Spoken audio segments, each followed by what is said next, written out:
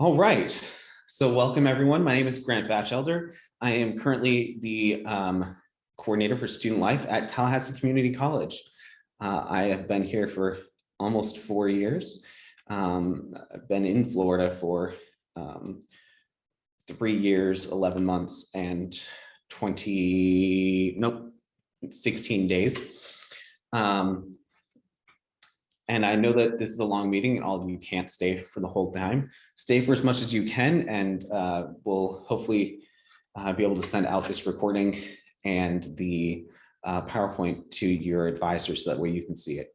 I know that there's plenty of you here from different places. Some of you put in the chat your names and where you're from and what your roles are, but thank you all for coming.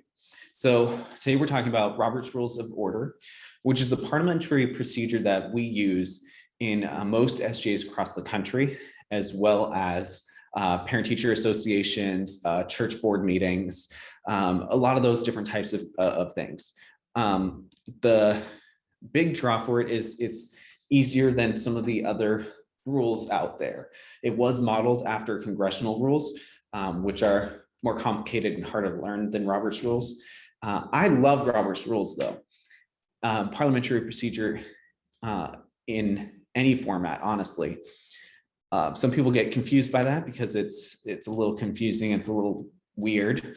I like it because it's its own language, and it's a shared language of business or of meetings.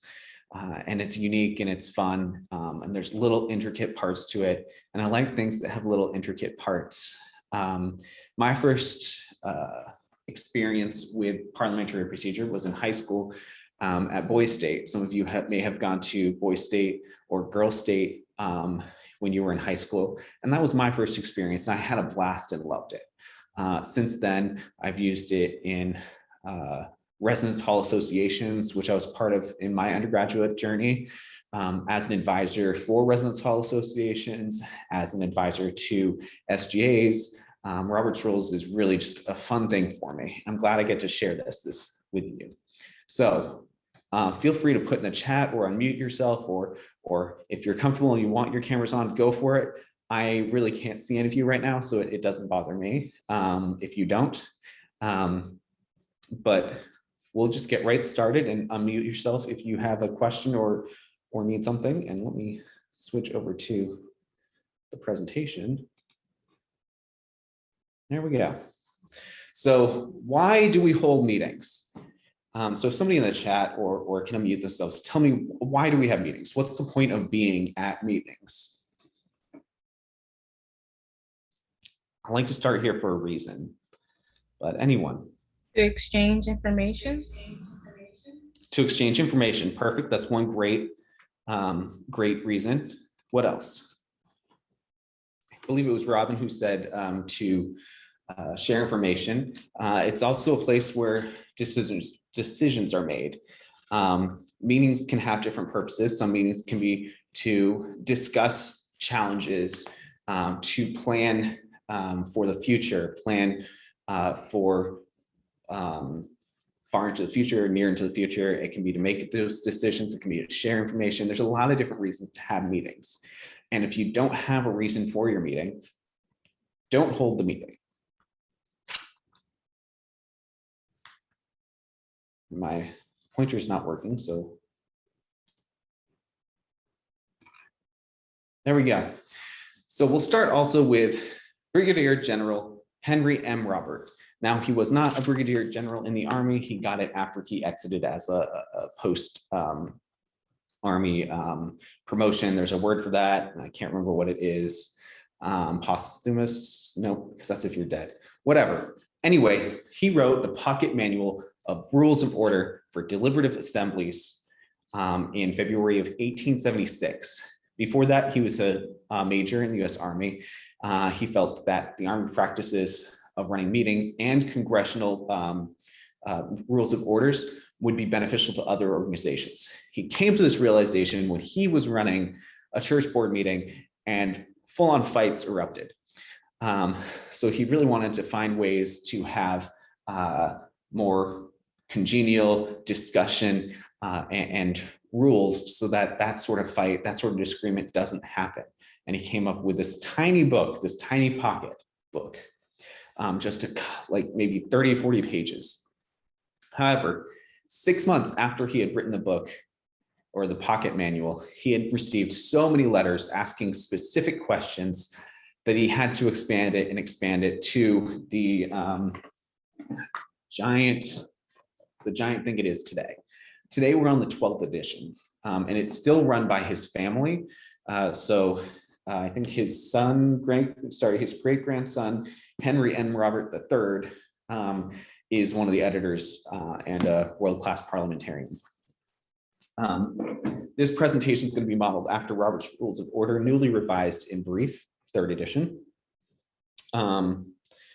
It's wonderful, makes things easier. You don't have to read the whole Robert's Rules. I have done it twice, but really all you need is this one. It's great. I suggest it. Okay, moving on. So this is the agenda for the first part. So I'm not going to do a giant agenda at the beginning. We'll go section by section. So what happens in a meeting? We'll go over the roles, quorum, standard order of business, agenda, and adjournment. So the roles, we have the presiding officer. In SGA, it's usually the president, but should be referred to as the chair. It's up to your own what you decide in your organization, usually not in the Constitution, but in the bylaws, what you would call them. In ours at TCC, we refer to them as Mr. or Madam President. The next role is the secretary. The secretary has responsibility of making written record of what is done. This is called the minutes. In today's world where we can record things, it's much easier because you can go back through and make sure everything was right. Now, it should not be a word for word translation or what has happened. It should be brief. It should be summarized, plus who voted for what and who made what motion and seconded it. We'll get into that a little bit later, but that's the secretary's role. Honestly, these two have the most difficult role during meetings. Voting members, these are the people who can speak when called on. For TCC, they include senators, secretary, vice president, and treasurer, but not the president. Your bylaws might have something different or say something else, and different organizations have different things. So make sure you look at your own constitution, your own bylaws to see who the voting members are. And the voting members might be different from the members. For example, in TCC, members of SGA are all student body, all students who pay activity and service fees. And then the voting members are just the senators, secretary, vice president, and treasurer. And then if your organization has one, an advisor. This is somebody who listens and speaks when questions are asked or they need advice, but usually remains impartial and silent and doesn't vote. There are other positions you might have within your SGA or roles during the meeting. You might have a parliamentarian, or you might have a, there's many different roles, and they're spelled out in Robert's Rules, but for meetings to run, they're not 100% necessary, whereas 100% necessary are presiding officer and a secretary. Even if you have a committee, somebody should be acting as secretary, even if they're not the official secretary of SGA.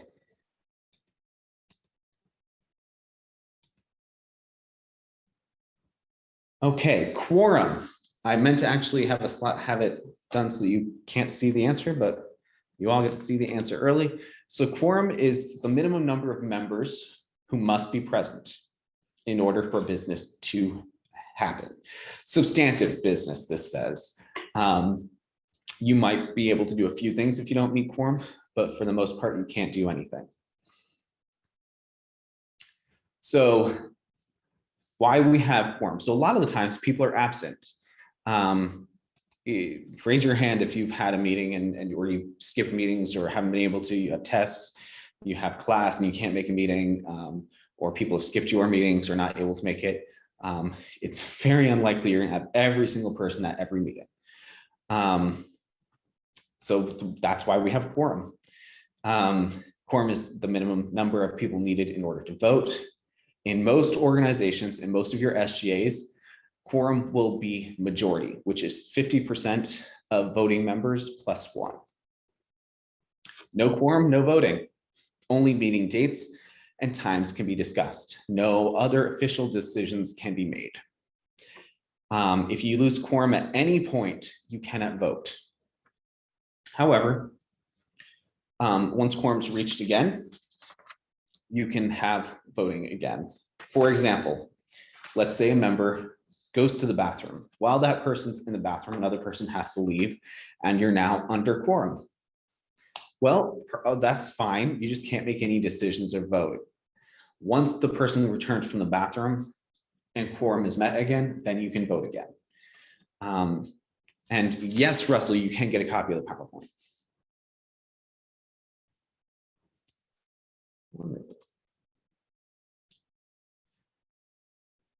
Standard order of business.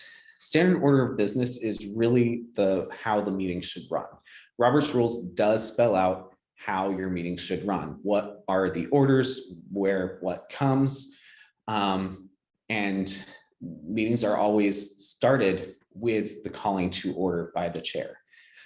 Usually it's done this meeting's called to order at a specific time. Looks like I wrote it right there.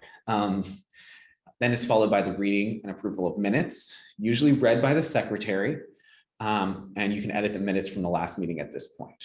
It's always helpful to send those minutes ahead so that people can read through and know what they need changed beforehand. I always appreciate that Carrie Roth, who is the state advisor, has not once not sent the minutes, and it's very helpful. Also, the approval of the agenda is helpful as well at that point. Also, there are reports. These are things where the advisor, the officers, the committee members give a little update to the members so that everybody knows what everybody's been working on. Another part of the standard order of business is unfinished business. This is business that the group never got to in the last meeting. If it wasn't on the agenda at last meeting, it should not be under unfinished business. If you talked about it last meeting and voted on it, it should not be under unfinished business. Unfinished business is only the business that you did not have time for at the last meeting. New business, this is new items. This is when the chair would ask if there's any new items. For TCC, we require that members who have something to add should submit documentation to be added to the agenda in order to speak under new business. It just helps with running the meeting. It helps with minutes, that sort of thing. Agenda, this is the written order of business that should be followed, and it must be adopted at the beginning of the meeting. And then adjournment, this is the end of the meeting. No more business can be done. The meeting's done. Everybody goes home or sits and stops and talks about everything, catches up, gets some coffee, whatever. This is not in order. This is just some things. This is also not everything that can be on a standard order of business. You can add some things. There's a full list in the Robert's Rules of Order book, and your group might have those as regular, but this is just the more common things.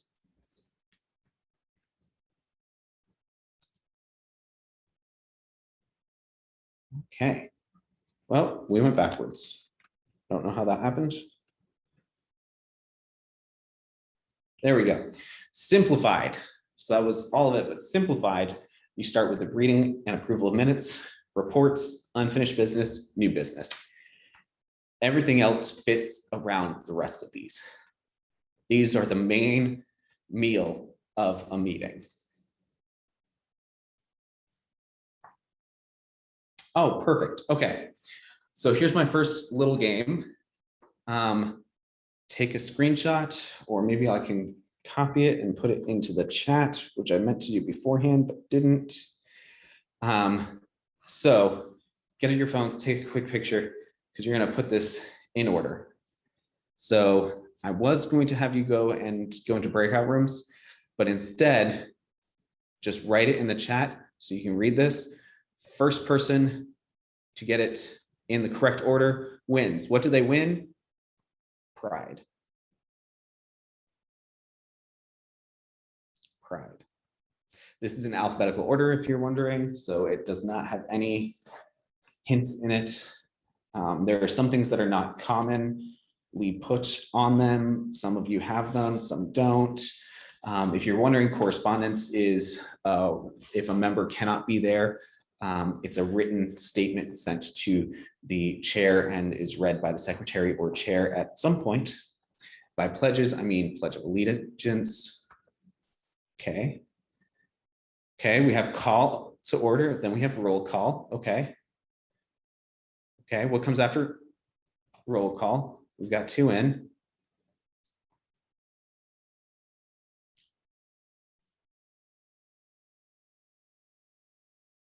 Okay, somebody says announcements.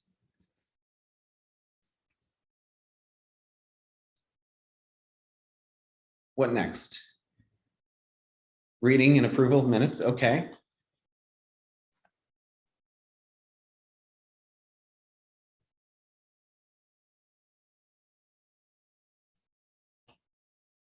Okay, what would come after reading of approval of minutes? Reports from officers, okay. And then after reports from officers, you get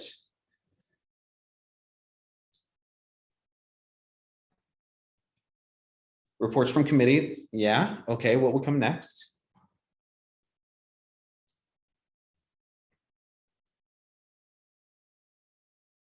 Okay, unfinished business, new business.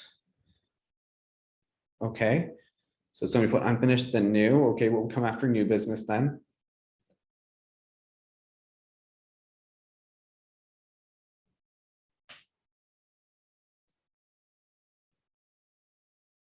Announcements, okay. What would come after announcements?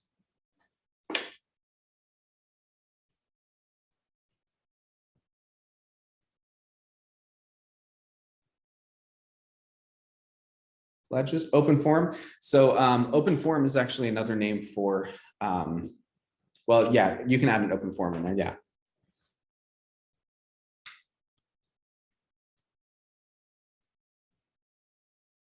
Correspondence, okay. So I think there's only one thing left you all haven't said.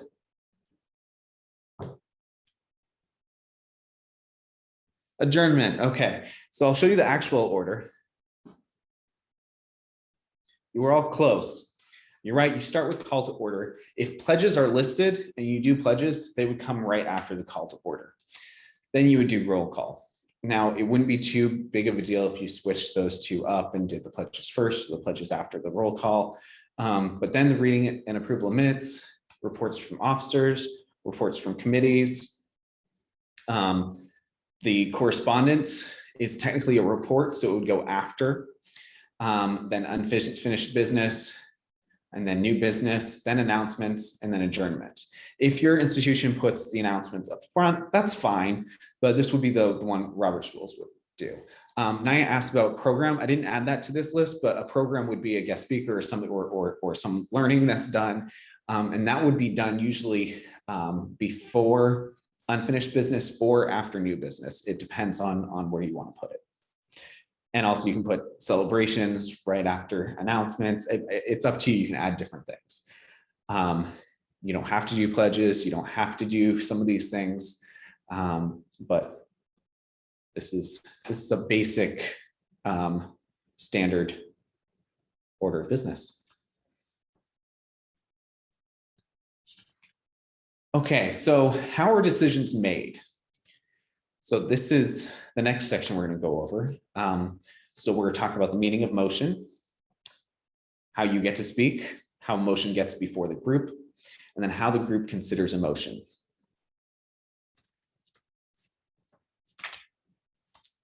And we got somebody still in the waiting room. Let's let them in. Okay, the meaning of motion.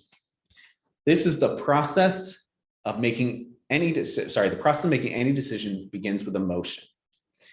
A motion is a formal proposal by a member in a meeting that the group takes action on. Then there's the main motion, which is the one whose introduction brings the business before the meeting. There should be no discussion on anything until there's a main motion at hand. There's another word for motion that can be used in Robert's rules. Does anyone know what that is? You can unmute yourself or you can type it. And I'll use it interchangeably today. Anyone? Movement? No. Different word. Not even related to motion at all. Outside of Robert's rules.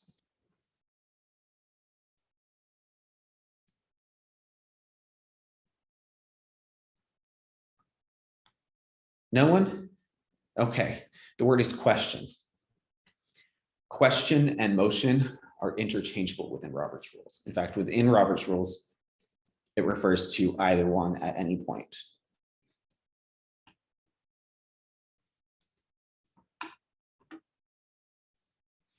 So how does one get to speak? You do as the little kitty does and raise your hand. After the last person has finished speaking and there's nothing, and whatever business is done, or it has finished their thought, you raise your hand. In some places you call out and say chair or Madam Mr. President, or you just raise your hand. You cannot talk though until the chair recognizes you, normally by calling out your name or your title.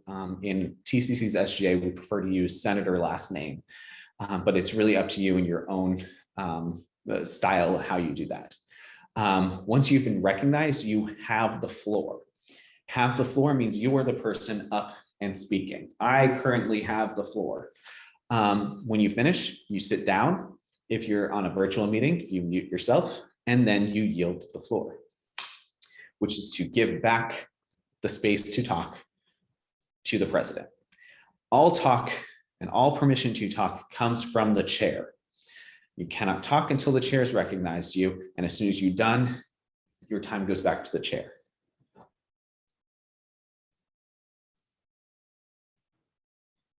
So, how does a main motion get before a group?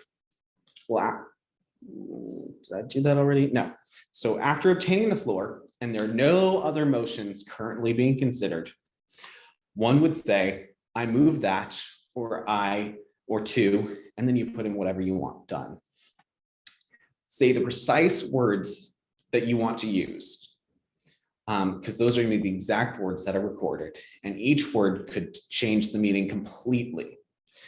Also, it's best practice, best idea to submit your motion in writing to the chair and secretary and have a copy for yourself. This is just for ease of minutes and for the chair to not have to memorize what you said, because the chair has to say it multiple times. And then as things are changed, they can put in the exact writing. It makes it easier for everyone. I always suggest, always have written for yourself the exact words you want used. That way you don't have to think about it, and everybody else has the ability to fix and write things themselves.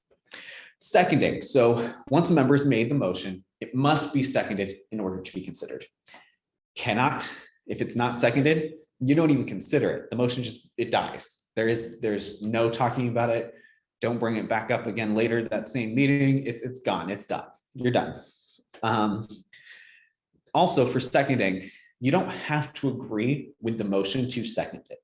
Sometimes you feel like it's a good topic to talk about, or you like the idea of it, but you don't quite like it. We'll talk about how to change it later, but you can second it just because you think it's a good thing to talk about. And that's fine as well.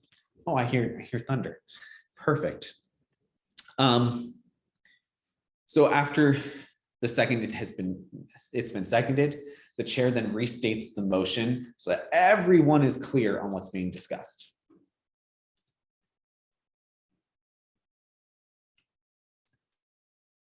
Okay, this is taking. There we go. It went the wrong way again. I guess this computer really likes the cat. So how does the group consider a motion? So you have debate on the motion when you consider it. Once it's been stated by the chair, It's considered pending or on the floor. And this means this is what's being talked about. This is the topic. This is the subject. This is what you're going to focus on now. And then debate means discussion on the merits of the question, whether it should or should not be taken, which is another word for passed. There are also secondary motions as well, which we'll discuss later. But debate is how you consider the motion, how you talk to each other. Cool. So put the question. Again, I said question is another word for motion, especially when you're done with discussion. It goes from a motion to a question at that point usually. And so once there's no more discussion, the chair is going to ask, are you ready for the question? Or is there any further debate? If there's still no more debate after that, then the chair says the question of the adoption of the motion is that, and then you put on exactly what that motion is. The chair would then say, those in favor of the motion say aye. Those who are in favor vote call out. Those who oppose say no or nay. And then that's how you vote. We'll talk more about voting in a bit. But even if everyone says aye, you still call for the no's. It's just the way we do things. So for the voting results, so the chair announces the results of the motion. The ayes have it, and the motion is adopted. State the motion. And then the next item of business is, so you move on. If it fails, then the chair would say the noes have it and the motion is lost. The next item of business is.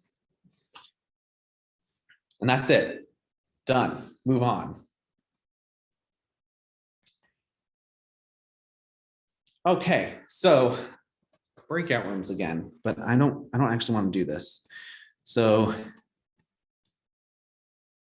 we're gonna have a little role playing.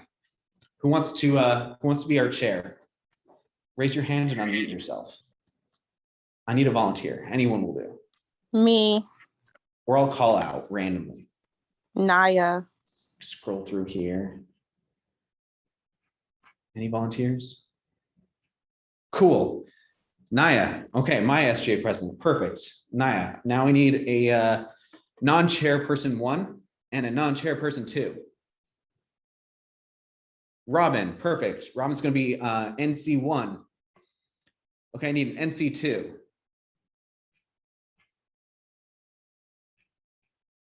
How about Lisa? Will you do it, Lisa? I think there's only one Lisa. Perfect. Okay, the three of you. Oh, nope, Lisa doesn't have chat or doesn't have voice. Okay, in that case, oh, there's multiple Lisas. How about Sherry?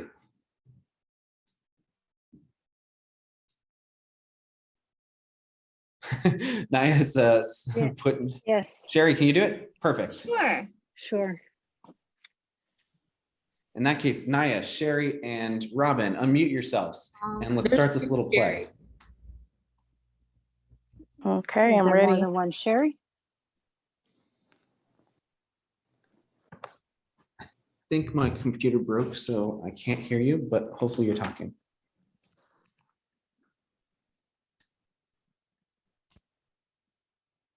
It seems to be two Sherrys. Go ahead, Sherry Evans, that's fine. All right. I raised my hand just in case. Robin, I don't think Grant can hear us yet. I can hear you now. Oh, okay, Oh. cool. So I have raised hand. The chair recognized Robin. I move that we do the hokey pokey. It has been moved that we do the hokey pokey. Is there a second? I, Sherry, second that motion to do the hokey pokey. It has been moved and seconded that we do the hokey pokey. Is there any discussion? We need to, oh, I need to be recognized. The chair recognized Robin. We need to move and exercise. This is a fun way. Is there any more discussion? Seeing no discussion, we move to voting. All those in favor of doing the hokey pokey say aye. Aye. Aye. All those opposed say nay. The ayes have it and the motion is passed. Perfect. Well done. Now you all have to do the hokey pokey. I'm just saying. I know I do Tricky. the Macarena.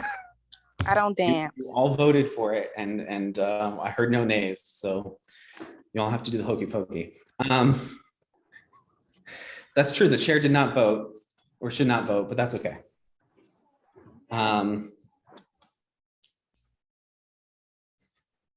Yes, put your left hand in.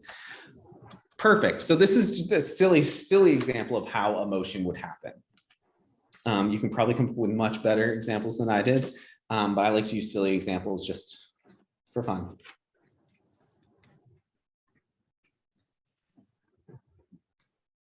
Again, it went the wrong direction.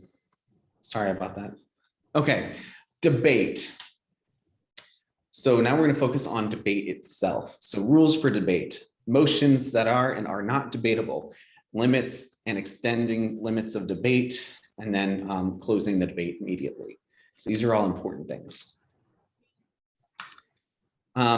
So limit for rules for debate. So speech limits in debate. A lot of us don't follow these the way we should, but you may only speak in a debate twice in up to 10 minutes each time. Unlike Congress, you cannot save time and transfer it to someone else. So if you watch Congress, if you watch the House of Representatives or the Senate of the state or the national government, they get a certain amount of time to talk. And then when they're done, they yield their time to the next person who gets to have that time added to theirs. For Robert's rules, that's not the case. You can only speak up to 10 minutes and twice. It's a little known thing, and it keeps things a lot more brief and a lot quicker. So who gets preference in recognition for debate? Well, generally, with 3 exceptions, the person who raises their hand first, but also you cannot raise your hand till the person who is speaking finishes. So if somebody's talking, you cannot have your hand up. If you have your hand up while somebody's talking, you are not actually the next person to speak. You kind of like shoot yourself in the foot with that one. Now the 3 exceptions. The maker of the motion, so the person who made the motion the first time, has a one-time right to preference, whether they get to speak first or they don't want to speak first. They can wait until a later time and then they can raise their hand. And since they made the motion first, they get preference to speak. So again, everybody may speak twice, but if a person has only spoken once and the rest who have their hand raised have spoken, so hasn't spoken yet, and the others have spoken at least once, the person who hasn't spoken yet gets preference to speak first. The other exception is if the chair really knows what debate's happening and how things are going and who is in favor of what, then it is best for the chair to have opposing opinions speak alternately. So if you know, as the president of SJ, you know your senators and your officers very well, or the people who are your members or how they vote very well, you know, this person A is in favor, person B is in favor, person C is against, person D is in favor, person E is against. And they all raise their hand. You pick the first one who, let's say E had their hand first and is against, make sure the next person you call on is for, to alternate. It's just to have a nice debate going. More rules for debate, continued. Stick to the subject. I don't remember why I had fighting here, but stick to the subject, whatever, who knows? If it's not germane, then it should not be discussed. Germane means pertinent, means if it doesn't fit with what's being discussed, if it doesn't have anything to do with the motion, it shouldn't be brought up. Debate issues, not personalities. Discuss only the issue and the motion, not the people or the groups championing them or those who are against them. We don't attack the values of people, we attack the merits of the question of the motion. Which leads us to the next thing. Robert's rules allows us a formality to avoid personalities or avoid conflicts. You never just speak directly to another member. So member E cannot say member A is wrong. You're just wrong, or they can't argue at each other. You always direct it towards the president or towards the chair. So again, instead of saying, Jim, that argument you just made is ridiculous, you can't say that, but you can say, Mr. President, the last speaker's final point was misleading. The facts are this. Even the point was misleading is stretching it just a little bit. I just wanted to get that across a little. So but again, not directly to other people, always directly through the chair. That way you can't get mad at each other as easily. So here's a great cheat sheet thing. And these are motions that are and are not debatable. So all main motions are debatable. So everything you say, and that's the topic at hand, are debatable. And then most secondary motions. And this is the list of secondary motions. So I guess I never defined secondary motions, but secondary motions are motions that do not have specifically to do with action. So let's say the motion is to do the hokey pokey. Well, secondary motion isn't to say, oh, let's do the hokey pokey for 10 minutes. It would be something to get more information, get more time. They have to do with actual procedures of the meeting. For example, for this list, our first one is the main motion, I move to. Next, we have amending a motion. So if you need to change what the motion is, change something about it, we'll talk more about that later. You would say, I move to, and you'll see the next 5 columns are how it's done. So can you interrupt the speaker? No. If somebody's speaking, you cannot interrupt them to amend a motion. Do you need a second to amend a motion? Yes. Is it debatable? Yes. Can the amendment to a motion be amended? Yes. How is it passed? By majority. Next, to move to committee is another one. And you'll see again, is it able to interrupt? No. Seconded needed? Yes. Is it debatable? Yes. Can it be amended? No. And so on and so forth. Now, some of these, you can interrupt the speaker. For example, if you think something's wrong with the order of things, you can say point of order, and that you can interrupt anybody. Same with point of information. So if you need more information about something, that's also a point of order. It's listed twice. And then if you think that the chair has made a ruling that's not okay, you can also interrupt anybody to overrule the chair's ruling. That one, though, requires 2/3 vote, and we'll explain why maybe in a minute.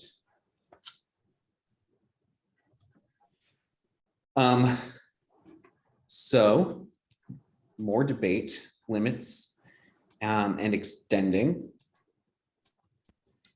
So other than the general limits, for example, speaking twice, 10 minutes each time, there are some additional limits that can be placed. You can make it so that it's not 10 minutes, but 5 minutes, or each person can only speak once. That's possible. However, members' rights to voting should be held as sacred and should only be passed when absolutely necessary And that's why it requires a 2/3 vote instead of majority. Anytime you are limiting the rights of members, it requires a 2/3 vote. And that's because we want to hold the rights of members of our organizations as sacred and to be very, very protected. Yeah, so examples are limiting from speaking twice to once, shortening the time, or closing debate at a specific time. Let's say we all have to leave by 3. Okay, then let's limit debate to close at 3. That would be limiting members' rights, so we need a 2/3 vote. But you can also close, immediately close discussion. How do you do that? Or why would you do that? Well, sometimes you don't want to just limit discussion. You want to end it.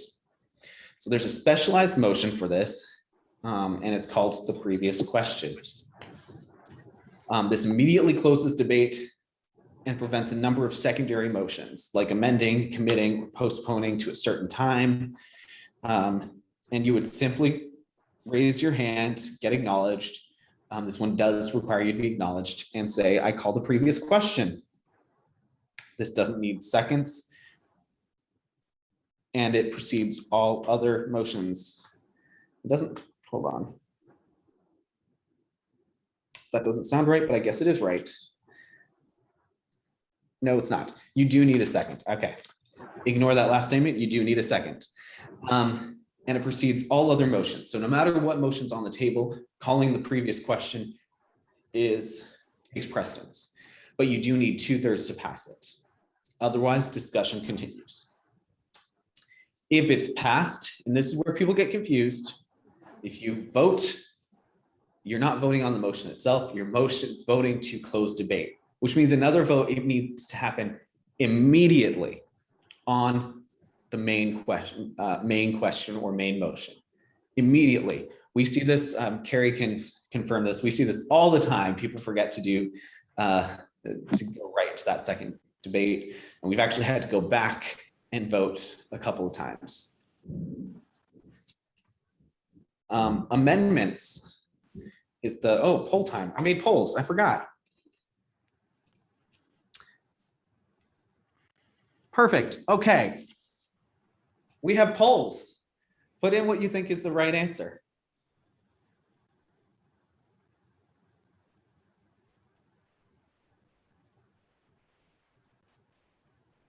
Oh, that's cool. I forgot I made that.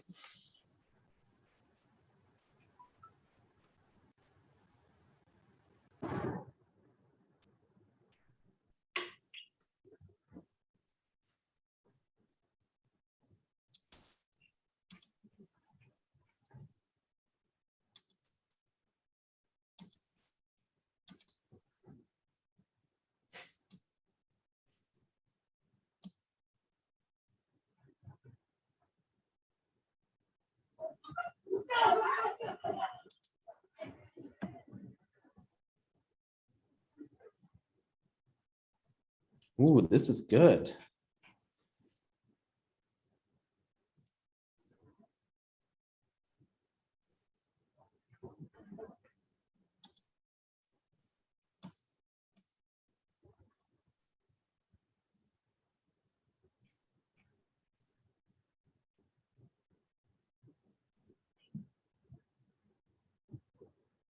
Okay. We'll give it another 10 seconds.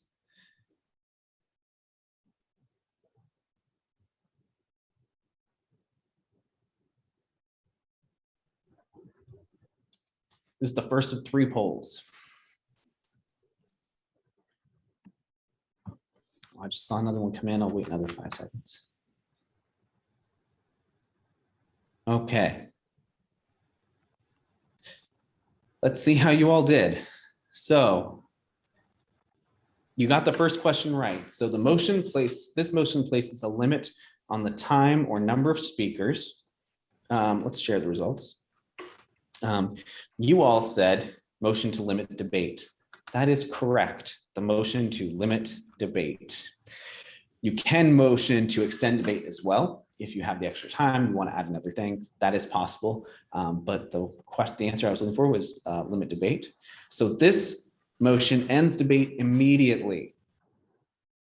We just talked about this one.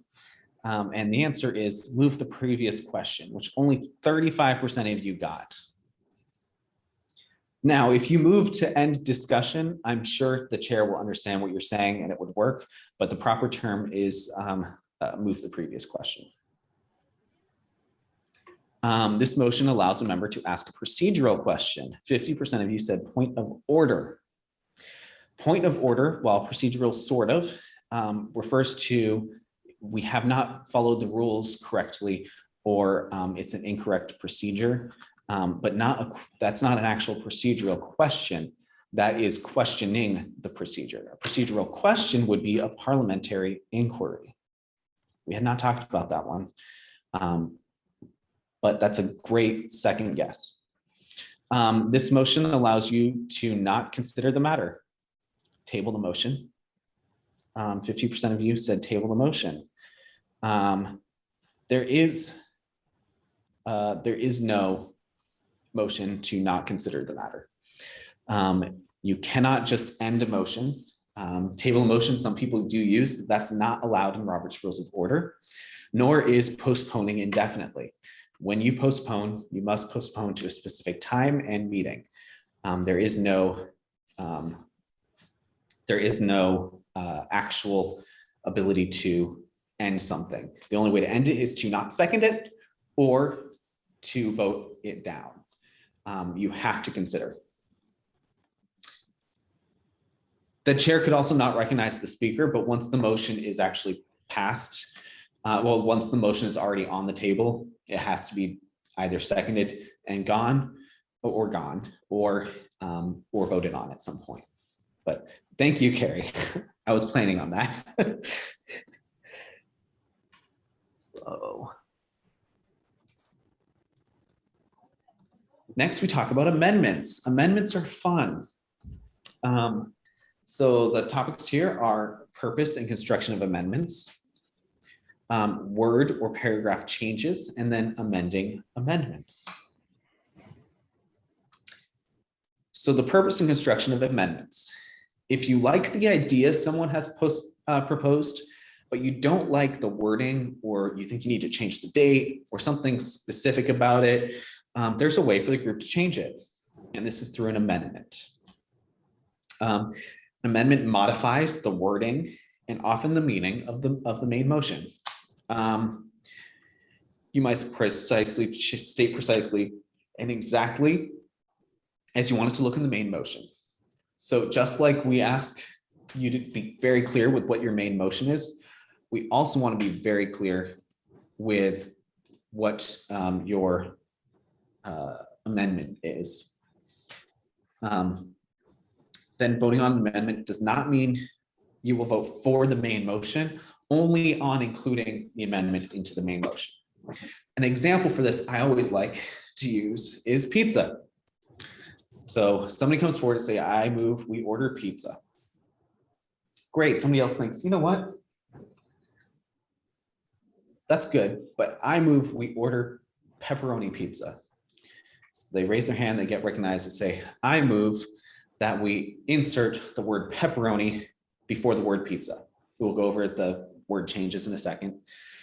People then get to vote on the amendment. So if they can discuss, no, I like cheese.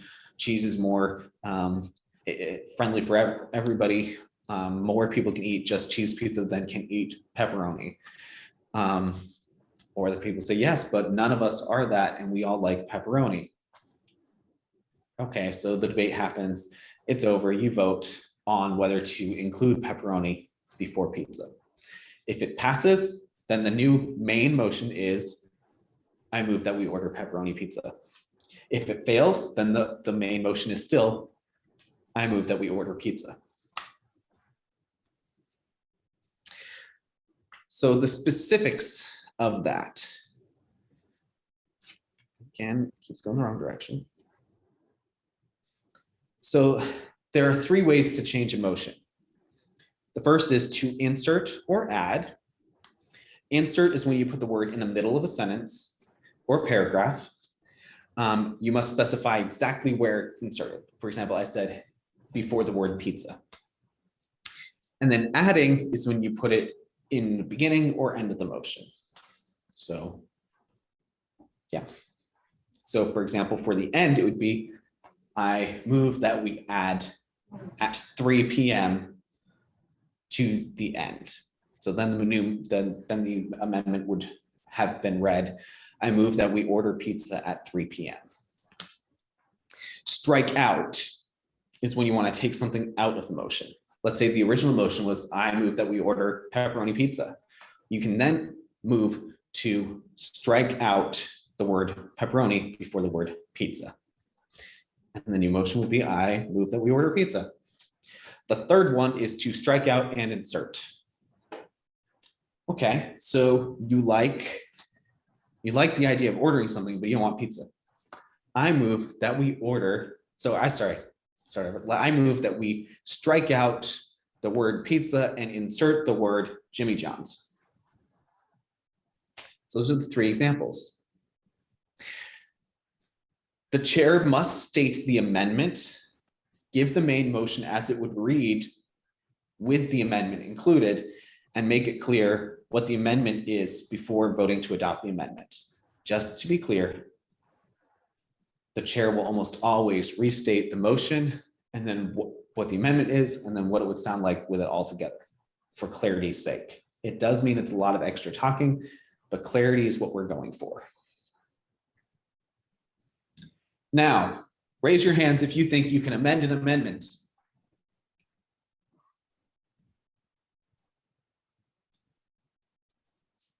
I see no hands, but guess what? Oh, I see a hand. Perfect. So amending the amendment, you can amend an amendment. However, there's no tertiary amendment. So you cannot amend an amendment to an amendment. So you cannot amend. So let's say somebody moves that there be added pepperoni pizza, and you're sitting there thinking, nah, I want pineapple. Well, you cannot say, I move to amend the amendment and strike out the word pepperoni and insert the word pineapple. You have to wait for that current one to be over and then attack the main motion itself. So no tertiary amendments, only secondary.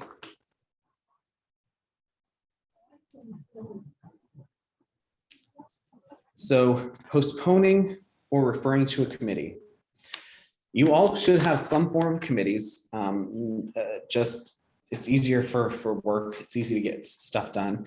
And these are the types of things you do for a committee. So you can postpone to a certain time. You can commit or refer. You can. We'll talk a bit about committee types and then how committee members are chosen.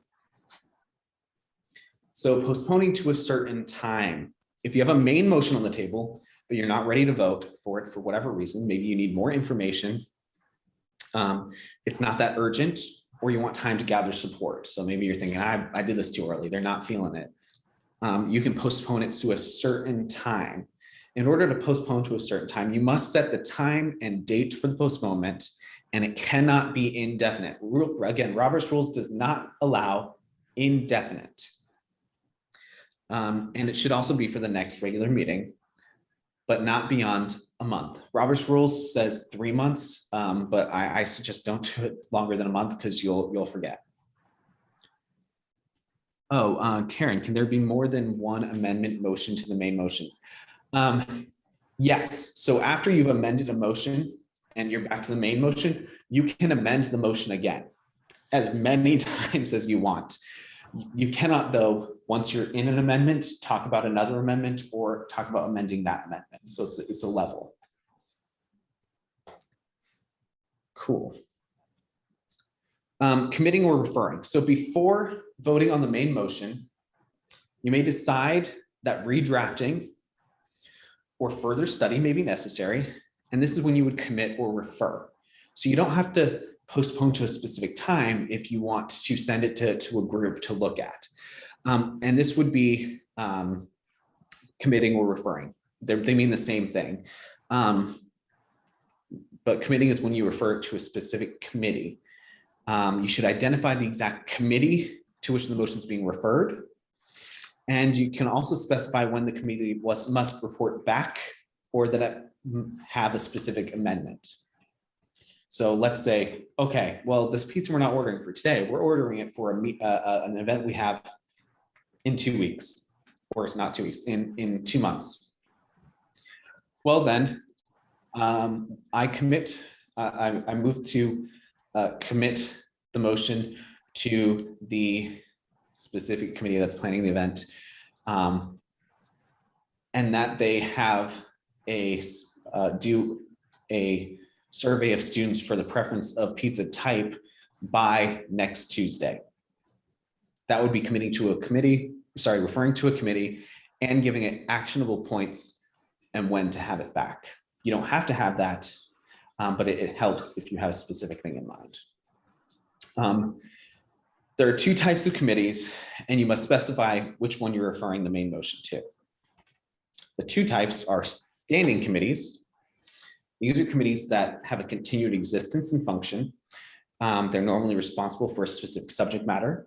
For example, TCC has these ones. They have Elections Commission, Public Relations, Student Issues, Recognition Review. Those are our standing committees. You might have similar, you might have different, but those are the ones that always exist. And then you have special committees, or as some refer to them as ad hoc committees. And these are created for a specific task, and then they go out of existence once that task is completed.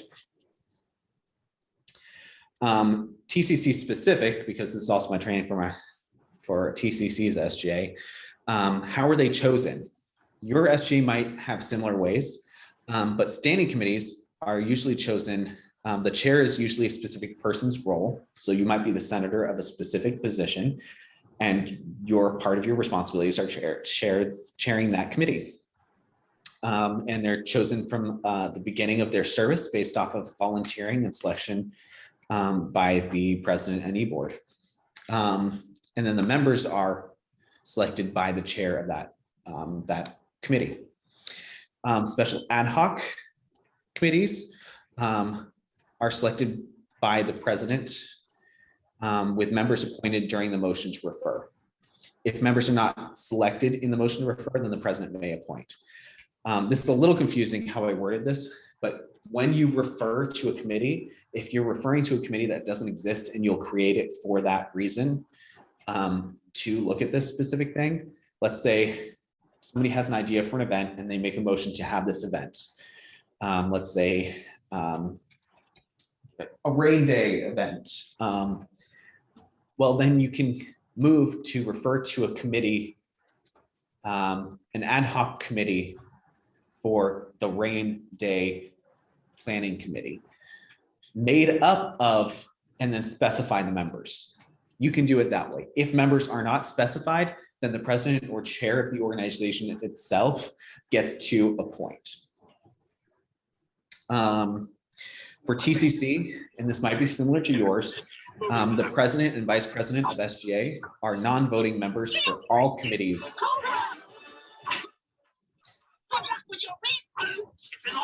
Poll time. I like poll time.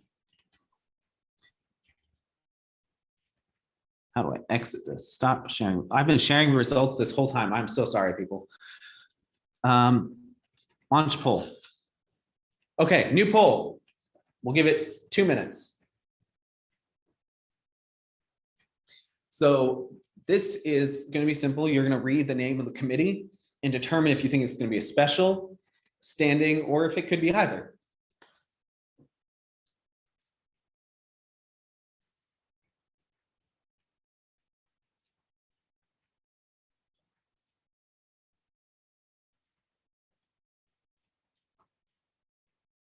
Also, it's raining now.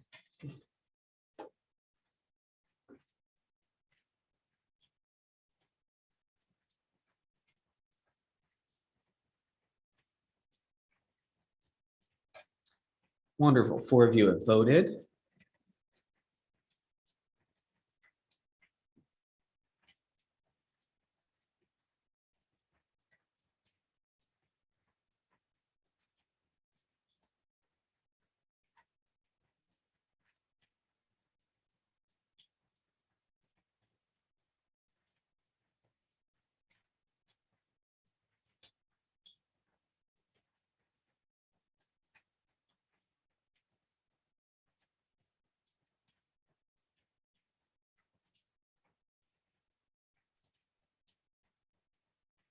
Okay, 17 of you have voted.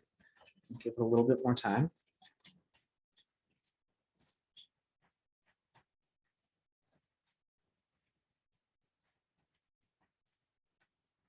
Okay. So most of you said that the annual homecoming committee could be either. Technically, it could be either. However, the word annual makes me think it's something that happens every year. Something that happens every year, it could be a standing committee. But also once homecoming's done, you don't need that committee anymore. So it could be ad hoc. So you all hit that one right. So 53% of you were right in that it could be either, which means the rest of you were technically right too, because both of them work. Celebration committee. So this one recognizes members' birthdays and accomplishments. 47% of you said standing committee. That would be the answer. You don't want to have a special committee to recognize some people's birthdays one month and then have them go out of existence. That's just not fair to the rest of the months.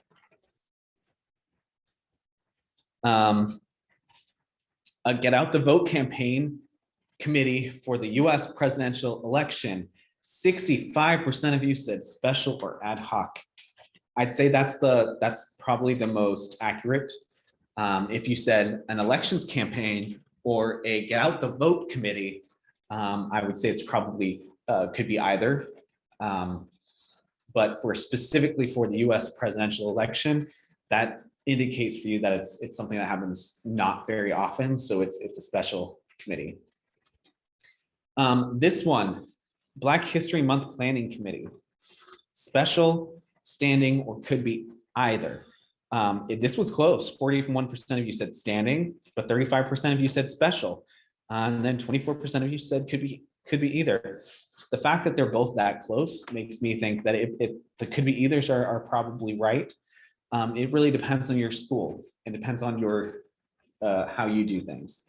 If you start planning Black History Month in September, October, it's probably a standing committee, especially if once you're done, you keep meeting and planning for the next year, then it's probably a standing committee. If you start in November, you go till February, and once February is over, you're done, it's a special committee. I'm on one committee for the college for our foundation, the Holocaust Education Week committee, and that meets all year long to plan for 1 week. And so that's a standing committee because it happens every year and it's continuous. So Public Relations Committee, 88% of you said standing, that 88% of you are correct. Good job.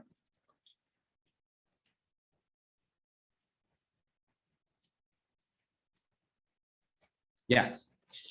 Okay, so can groups change their mind? This is a very good question that actually gets asked a lot.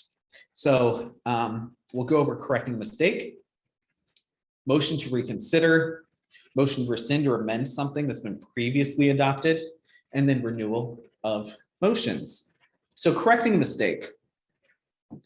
So to prevent endless meetings when there are dissenting group opinions, once a motion is voted on at a meeting, another motion that raises the same exact question cannot be brought up in the same meeting with a single exception. Now, sometimes after some thought or more information is raised, you realize a decision was wrong. At another meeting, you may correct that mistake using special procedures. But first, we'll talk about the one exception, the motion to reconsider. A member who voted on the winning side of a motion may, on the same day, make a motion to reconsider. A motion to reconsider must be made on the same day as the original motion was made. Let's say you voted for something, so the pizza again. You said, yeah, okay, pepperoni pizza, awesome, vote for it. And then another member joins the meeting who wasn't there before and you didn't think was coming that day, but something canceled and they were able to make it after all. And they're a vegetarian.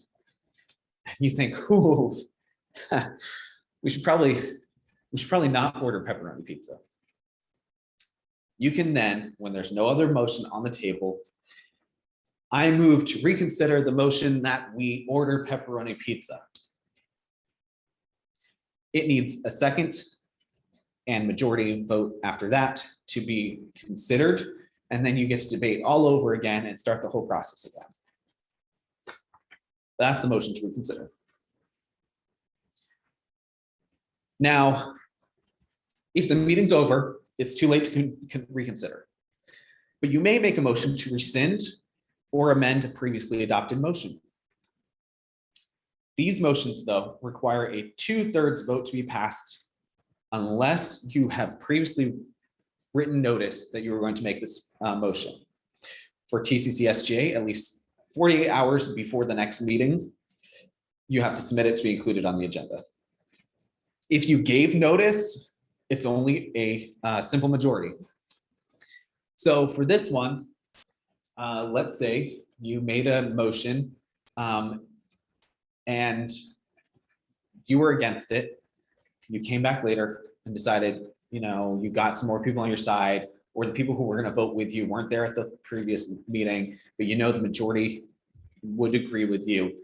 At the next meeting, you can bring it up again and vote on it again.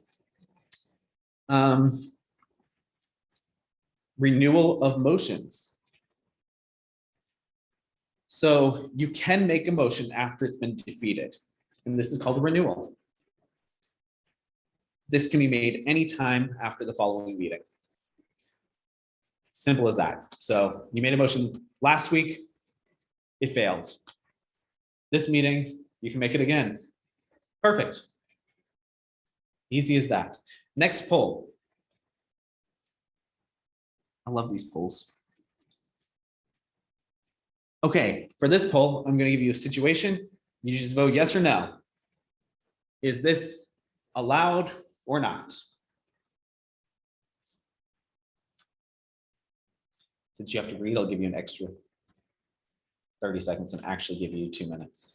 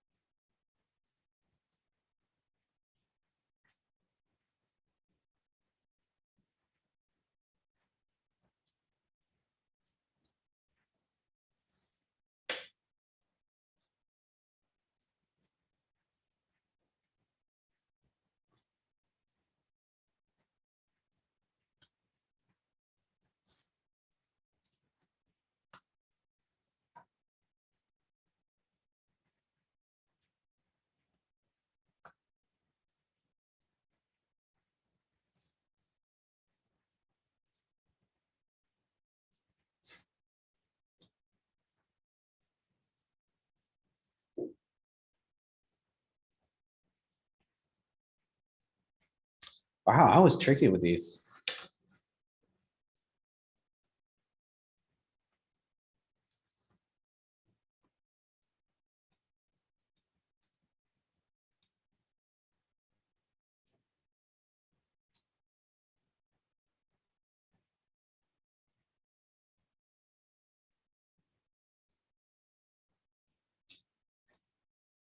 Okay, we're in polling now. Yeah, John, that's correct. It's after the following meeting, not after the following meeting. Yeah. Okay, this one, the first question, you split even. 50% said yes, 50% said no. So let's look at this. So you voted against the motion last week and it passed, so it didn't go your way. But this week you spent the week educating your fellow members about the topic, and then you submitted to the executive board to be included in today's meeting. Is it allowable to try and fail the motion now? It is. It is allowable. Oh, yeah, I can do that. Thank you, Andrew. So the second question, 57% of you said no. So you voted for a bill today and it failed. 2 other members have joined the meeting and you feel it would pass this time if you made the motion again. You word it slightly different, so that it's not the exact same motion. Is this allowable? No, it's not. It's still the same question, even if you change the wording. So it's not allowable. 3, you voted for a bill today, but you changed your mind.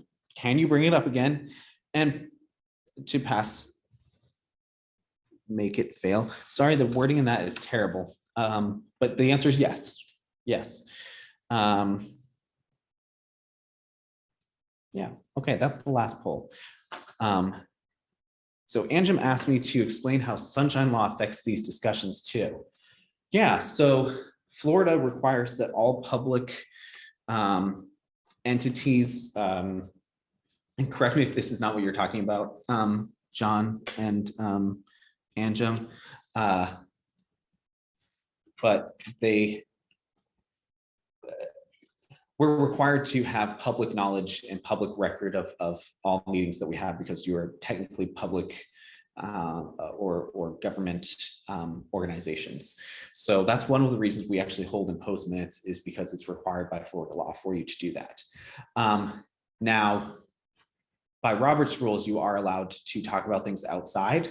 However, by Florida sunshine law, you're actually not. So by Robert's rules, yes, you're allowed to. By Florida, you're not. You can do it through email and talk about it through email. You can do it through posting things, that sort of thing. But everything you do should be public record. Is that what you're talking about, Anjum? Maybe? Okay. Yeah.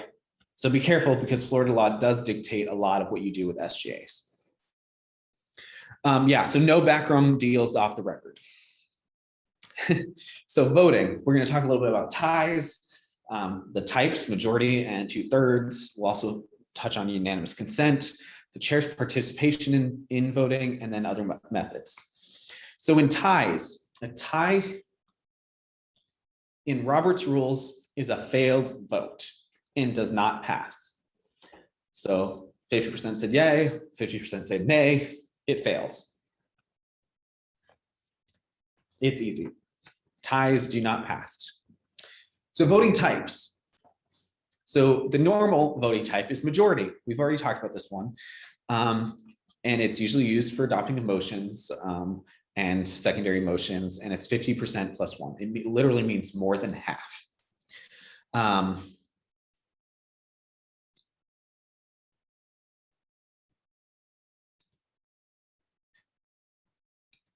Yeah, so 2/3 is required in some state cases. We've already talked a little bit about this as well.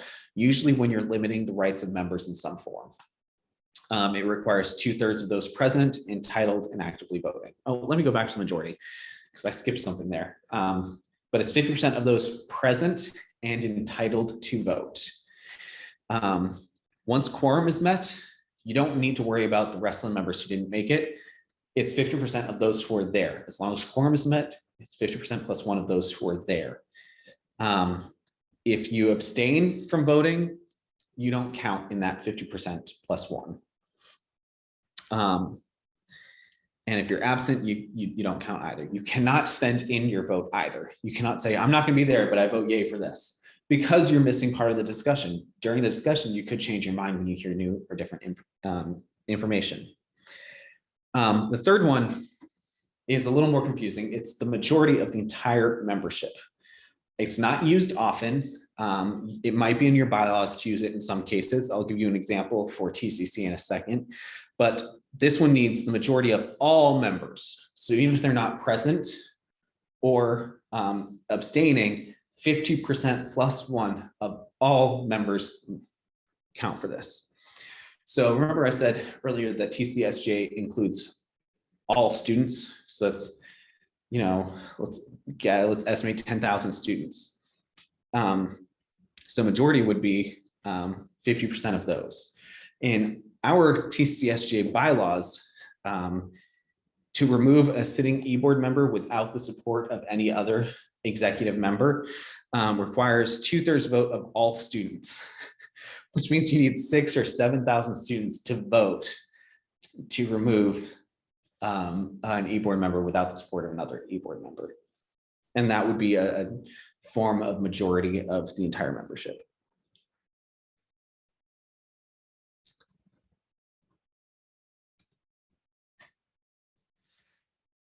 Unanimous consent. So all of this voting can be very tiresome. We've all been in long meetings. We have all sat through a whole bunch of discussion and you just want it over.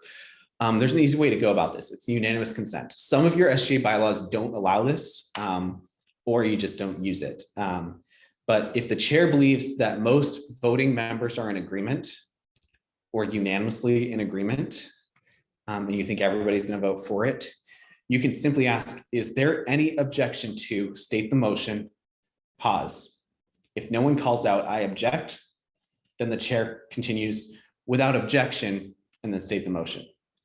If there is an objection, then you go ahead with the vote. It cuts down on discussion time if everybody already knows it's going to pass. Chair's participation in voting. The chair should maintain the appearance of impartiality so that members of both sides of any issue feel confident that they will receive fair treatment. The chair does not participate in debate on any issue unless they give up the chairship until the issue is deposed. So the chair, if they are putting this motion forward or this is something they're extremely passionate about, they can pass chairship to somebody else. You shouldn't do this often. It's not a good look for you. It's not the best, but if you are planning a program yourself, an event yourself, you can make the motion yourself and give chairship to somebody else. You have to specify who, usually in whatever line of succession you have for those present. The chair only votes when they can change the results of a vote.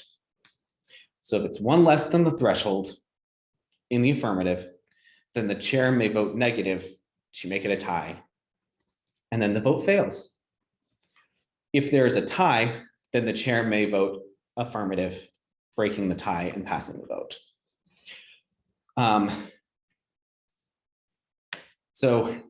Again, only if it's going to make a difference. So remember, ties or fails. So if there's one less vote from a tie and the yeas are ahead by 1, but the chair doesn't agree with it and wants it to fail, the chair can vote nay, make it a tie, and it fails. If the chair agrees and it's 1 vote up, then there's no point in voting because it's already winning, and just go ahead, leave it. Now, if it's a tie, but the chair wants it to pass, they vote yay and it passes. Okay.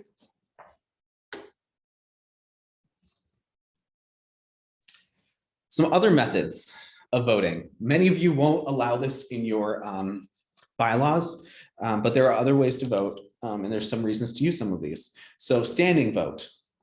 This is, you can ask members to stand rather than say A or yay, aye or no. You can ask members to raise their hand. You can count vote. So if the chair's not sure who actually won, they just heard lots of noise from both sides and don't know how many exactly, they can ask for a counted vote. And this is one of the times you'd use standing or show of hands. Ballot vote. Any member may ask for a ballot vote, according to Robert's rules, to be taken to anonymously vote. It shouldn't be used all that often, but if you feel that it's needed, you can call for a ballot vote. You can also call for a roll call vote, and that's where the secretary will read off a member's name and they state yay or nay. It takes a little bit longer, but it is for an accurate vote. And if you need an accurate count of exactly who voted for what, I can't think of a reason why you would, but if you need to, then you have that ability. So how are rules enforced and why are they suspended, or how are they suspended? So you have a few things. We got the point of order. we got the appeal, suspending of the rules, and parliamentary inquiry. So now we're going to go over the stuff we talked about earlier. So point of order. The chair has the duty to make sure that the rules are followed, but nobody's perfect. So members may point out when they feel rules are not being followed. At any point and without recognition, a member may stand and say point of order. Or if it's part of your ways is just raise your hand and say point of order. Whoever is speaking must then sit down. Then the chair will state the member will make their point of order. This is one of the few cases that the chair cannot determine whether or not to acknowledge somebody. They have to acknowledge somebody who made a point of order. Then the member will state which rule they believe has been broken. The chair gets to decide if they agree. And the chair would simply say the chair rules that the point of order is well taken, or the chair rules that the point of order is not well taken. And this gives, and then they have to give the reason why. And all of this would be recorded in the minutes. Appeal. So let's say that they say no. In reality, the group as a whole is the final authority on rules and therefore can appeal the chair's decision. So if the chair says the rule is not well taken, somebody can immediately say, I appeal from the decision of the chair without recognition. The appeal can be debated in some cases, but not when it concerns speaking transgressions, priority of business, or an undebatable question that's pending. Or if an undebatable question is pending, sorry.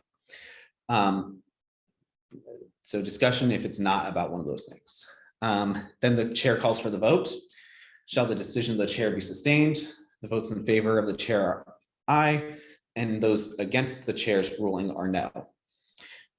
Which is confusing because the person against what the chair said is making the motion, but to agree with that person, you have to vote no, and to agree with the chair, you vote aye. So make sure you keep that clear. And it's a simple majority vote. Sometimes rules are limiting. Robert's rules does give you an out, an ability to break away from the rules if needed. And this is the motion to suspend the rules. So if you want to be able to give a speaker the ability to talk longer, you can move to suspend the rules. Now, in order to move to suspend the rules, you have to describe exactly what you want to be able to do. So there's a lot of things that aren't mentioned in Robert's rules at all. So therefore, you don't actually have the right to do them. One of them is to read. If you want to read out of something specifically, Robert's rules doesn't allow that. So you have to request, you have to make a motion to suspend the rules in order to read something out loud from a book or from an article or something like that. And that requires a 2/3 vote. Why? Because it's limiting the rights or giving extra rights to one person and not the group as a whole. So it's limiting the rights of others. Parliamentary inquiry. So there are a lot of rules in Robert's Rules of Order, and you can get confused. If this is the case, then call for a point of parliamentary inquiry. You don't need to be recognized or wait for your turn. Just a parliamentary inquiry, please. The chair would then say, the member will state the inquiry, and then the member states their question concerning about how they would apply or what should be done. Simple as that. Robert's Rules of Orders and most SGAs require that you have a copy of Robert's Rules of Order at every meeting. That way you can look something up. Trying to fly through here now. We've only got a little bit of time. Common points and motions. So there are two types of motions: privileged motions and incidental motions. We are almost done, people. Privileged motions don't relate to business, but have to do with special matters of immediate and overriding importance, which without debate should be allowed to interrupt the consideration of anything else. Examples include call for the orders of the day. Let's say the agenda hasn't been followed. We make mistakes. We skip things all the time accidentally. And so you can call for the orders of the day, and that looks at the agenda, goes back and enforces it. Raising a question of privilege. So let's say something's affecting the right of the assembly or individual. So let's say there's too much noise and you all can't hear what's going on. If there's inadequate ventilation, you're like dying of humidity and heat. Or something has come up that's confidential and all the visitors who are sitting there and guests are sitting there shouldn't hear this, and you want to talk about this in private, you can make a motion of a question of question of privilege. Either one works. Recess, a short break, even during business for a specific length of time, decided by the chair. So you can say question of recess or a request of a recess. The chair then would go, we'll resume in 5 minutes at this specific time, usually for a bathroom break for multiple people.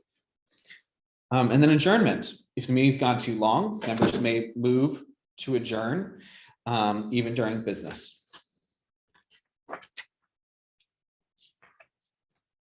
Incidental motions.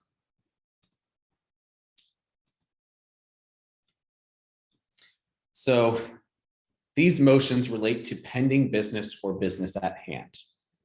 Simple as that. If it has to do with the business, it's incidental. Point of order, which we explained earlier, is an incidental because it has to do with the business. Objection to the consideration of a question. You believe that discussing the question at hand is harmful to the group as a whole. This one, though, requires a 2/3 vote to drop the question because it's limiting the rights of the members. Division of a question. Let's say the question has a lot of different moving parts. Somebody made a giant paragraph motion and you think some of them don't actually relate to each other. You can then break it up in a division of the question.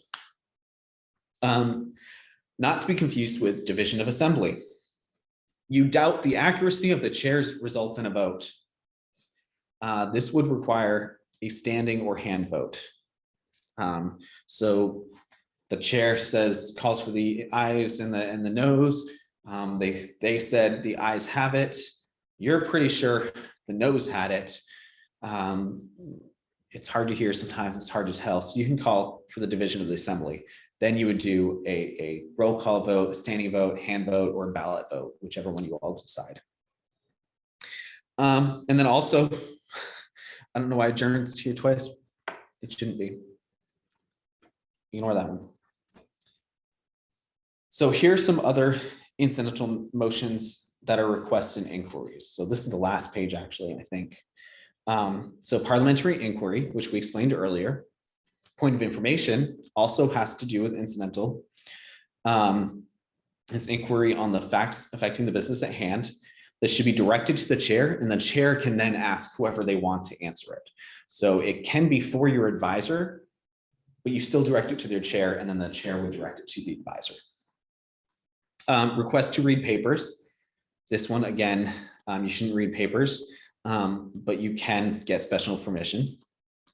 And then request for any other privilege. So if you wish to do something that's not stated as your right, you may request the chair the privilege to do so, even if it's addressing the assembly when no question is on the table.